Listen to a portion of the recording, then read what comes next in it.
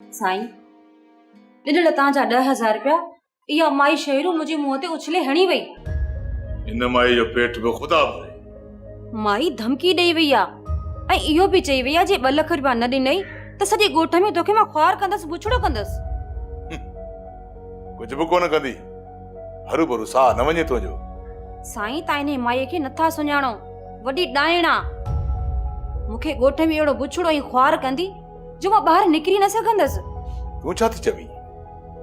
मां इन माई जो वात बंदि करण जे लाइ पूरा 2 लख हुनखे ॾेई छॾियां।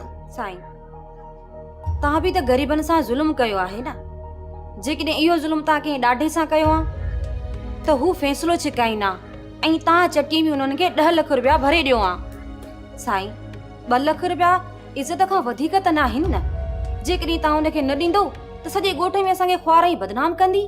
ठीकु आहे, सुभाणे अचे त हणीस मुंहं में 2 लख, वात बंदि करीस ऐं माई खे इहो चई छॾिजां त इन खां पोइ जेकॾहिं बकवास कयईं न थोड़ा कढी छॾींदोसांसि। जेकॾहिं उन माईअ खे 2 लख रुपया मिली विया न त पोइ तुंहिंजी ऐं मुंहिंजी वतंदी ॻोठ में नेकी कंदी।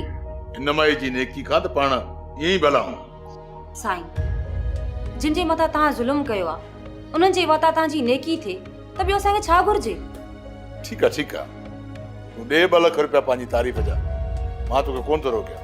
साईं ही मां तव्हांखे हथ थी जोड़ियां, इन छोरी निभागी नैना खे हिते वठी न अचिजो। इन बारे में न ई कुझु तूं चओ ऐं न ई मां ॿुधण थो चाहियां। जेकॾहिं पाण ॿिन्ही जी मोहबत जे विच में नफ़रत जो ॿिज छटण थी चाहीं त पोइ भले हिन मसइले ते बहस कर। ठीकु आहे साईं, ॿीहर मां हिन मसइले ते न ॻाल्हाईंदसि। सोप सीरियल तकरार तमाम एपिसोड ॾिसो हाणे HD क्वालिटी में। विजिट कयो असांजो YouTube channel Sindh TV HD drama. Subscribe कयो असांजो official YouTube channel Sindh TV HD drama ऐं वधीक अपडेट लाइ बेल आइकन खे क्लिक करियो।